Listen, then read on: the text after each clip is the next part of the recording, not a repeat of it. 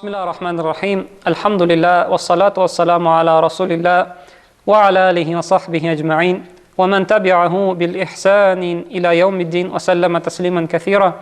Allahumma salli ala Muhammadin wa ala ali Muhammad kama sallaita ala Ibrahim wa ala ali Ibrahim innaka hamidun majid. Barcha alamlarni yo'qdan bar qilgan, shin hujabız bo'lgan Rabbimiz subhanahu wa ta'alaga hamd sana maqtovlarimiz bo'lsa edi. Hamda onun şuşu alemlerge rahmet bularak jiberilgen peygamberine, ilişisine Muhammed Mustafa sallallahu aleyhi ve sellemge köngül türleri bizden çıkan salavat şerifleri biz irişseydi. Hamda indi peygamberinin gailesine, hamda indi kurkam sahabelerine Allah'ın rahmetleri, selamları her daim irişseydi. Esselamu aleykum ve rahmetullahi ve berekatuhu. Hürmetli cemaat, Allah Teala şuşu Cuma günlerimizni, Cuma kişilerimizni mübarek kılıp, şuşu günlerde kılıngan gıybadetlerimizni kabullardan kılsaydı, ecir savaplarımızını arttırsaydı, hem şuşu ecir savaplarga kamil ravuşta erişirge nasip eleseydi, hem de ömür boyuna kılgan hata kimşiliklerimizni, günahlarımızını gafı eyleseydi, yarlıkasaydı. Allah subhanahu ve teala mümin Müslüman kişinin sıfatları turunda söylegende, hem de Peygamberimiz sallallahu aleyhi ve sellem mümin Müslüman sıfatları turunda söylegende en yaxşı sıfat olarak bizge sabırlıkını ko'rsatadi. En yaxşı mümin Müslümanның sıfatı ol sabırlık degan Peygamberimiz, hem de Allah subhanahu ve teala Kur'an-ı Kerim'de bir köp ayetlarda ayta, sabırlı kişiler bilen birge bularmın degan. Sabırlı kişiler bilen birge bular, rizalık ko'rsatgan, nindigine naşarlık kelmesin, nindigine bela qaza başına düşmesin, sabırlık, şidamlık ko'rsatgan kişi bilen birge bularmın degan, hamda yerdemin itirmin degan, yerdeminde bulurmun degan Allah subhanahu ve teala. Hamda sabırlık narsa ol? Sabırlık ol, en birinci indi mına şuşun naşarlıkka, bela qazaga qarşı, hamda indi nefisning, o'zibizning naşar günah tileklerine karşı şidamlı bulunu anlata sabırlık.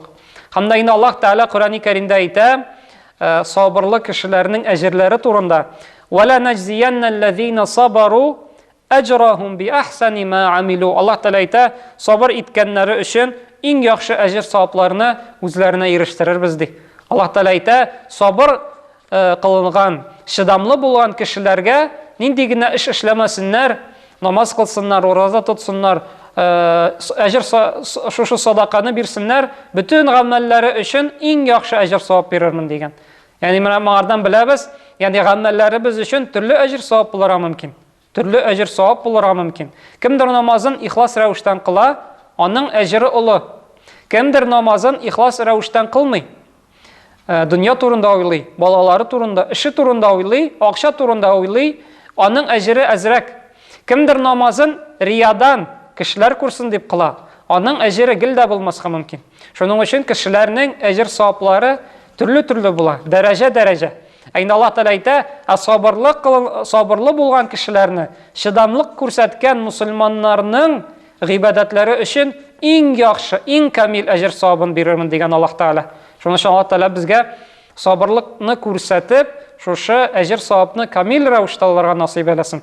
Hamda yine Allah Teala başka bir surada ayta, siz de elbette sınalacaqsız degan. Ham aytgan fezkuruni ayetleri bir köp kişi bilen, şuşu fezkuruni ayetlerinde Bakara surasında Allah Teala ayta, وَلَنَبْلُوَنَّكُمْ بِشَيْءٍ مِنَ الْخَوْفِ وَالْجُوعِ وَنَقْصٍ مِنَ الْأَمْوَالِ وَالْأَنْفُسِ وَالثَّمَرَاتِ وَبَشِّرِ الصَّابِرِينَ Allah Teala ayta, biz sizni elbette ezgine bulsa da bela qazalar jiberib sınarbız degan. Ezgine bulsa da, eli bütün bela qazalarını sizge jiberibız demegen, ezgine bir ülüşüngine jiberib sizni sınarbız dey. Hamda narsa bilen sınarbız ya Allah Teala? Bir şeyin minel xawfi, qorqılık jiberib, qorqınış haller jiberib, vel ju'i, açlık jiberib, ve naqsin minel amwali vel anfusi ve thamarat, siznin mallığınızı, canlarınızı kimetip, siznin qırida bulgan tuğanlarınızı, gailede bulgan şuşu tuğanlarınızı, dostlarınızın canlarını alıp Allah Teala sizni sınarmın dey. Yani bu dünyada kişiler türlüçe sınala. Kim qaysı illerge Allah Teala soğuş jibere, qaysı illerge Allah Teala açlık jibere, qaysı illerge Allah Teala quruluk jibere, qaysı kişilerinin şirleri barlıqqa kele Allah saklasın, кайсы кешеләрнең туганнары үлеп китә. Шуның өчен инде һәрбер кешенең үзенең бер сынавы бар. Бу дөньяда һәрбер кешенең аңа җибәрелгән бер бәла казасы бар. Һәм Аллаһ Тәала әйтә, һәрберсен сынармын ди. Ва башширис сабирин әйтә, эй Мухаммад, сабырлы булганнарга сөенечле хәбәр бир дигән. Бүтән кеше сыналачак.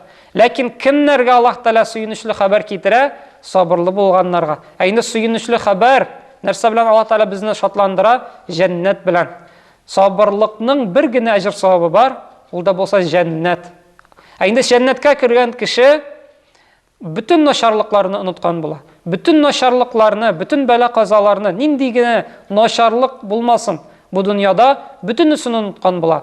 Менә бер хадистә китерелә бит, кыямәт көнендә иң ләззәтле дөньяны яшәгән, ягъни бүтән яхшылыклары булган, бүтән байлыклары булган, нинди генә булса, шушы байларның эшләгән эшләре бүтәнесен эшләгән.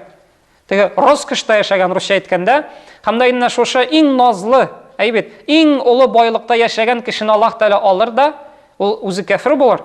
Менә шушы кеше, ул шушы кафирне алыр да бер мизгелгә җәһәннәмгә салыр, бер мизгелгә. Һәм теге кешене бер мизгелгә җәһәннәмгә салгач, күтәрер. Һәм әйтер, эй бәндәм, син ди, берәр нинди ләззәт, шушы дөньяның байлыгын, ләззәтен хәтерлисеңме дигән. Һәм теге кеше әйтер, юк, мин иң начар бәндә идем ди. Ягъни мин иң начарлыкта, иң фақирлектә яшәгән кеше идем ди. Минем бер яхшылык, бер изгелек тә булмады ди миндә. Ягъни бүтән шушы ләззәтләнгән мизгелләрен, байлыгын, бүтән күңелле чакларын бүтәнесен онытыр. Бер мизгел җәһәннәмдә булган өчен. Һәм шуңаннан соң Аллаһ Тәала мөмин, мусульман кешене китерер. Бу мөмин мусульман иң сыналган кеше, иң авыр бәла казалар кичергән кеше булыр. Һәм менә шушы кешене Аллаһ Тәала бер мизгелгә җәннәткә куйыр. Һәм кыямәт көндә бер мизгелгә генә җәннәткә куйгач, кире алыр да әйтер, эй бәндәм, сиңа бер начарлык килгән идеме бу дөньяда? Һәм ул әйтер, эй Аллаһ, синең белән ант итәмен, мин ди иң яхшы бәндәләрдән булдым ди. Миңа бер начарлык та тимәде. Бер начарлыкны, бер бәла казаны хәтерләмим дигән, мин иң бәхетле бәндәләрдән ди.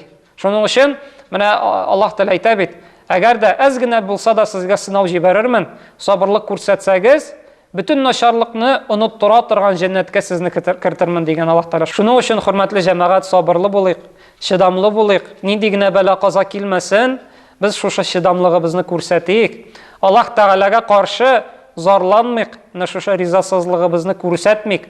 Һәр вакыт канәгать булыйк. Аллаһ Тәала безгә аның өчен иншаллаһ җәннәтне вәгъдә итә. Aqulu ma tasma'un wa astaghfirullah li wa lakum. Subhanakallahumma bihamdik, nashhadu an la ilaha illa anta nastaghfiruka wa natubu ilayk. Wassalamu alaykum wa rahmatullahi wa barakatuh.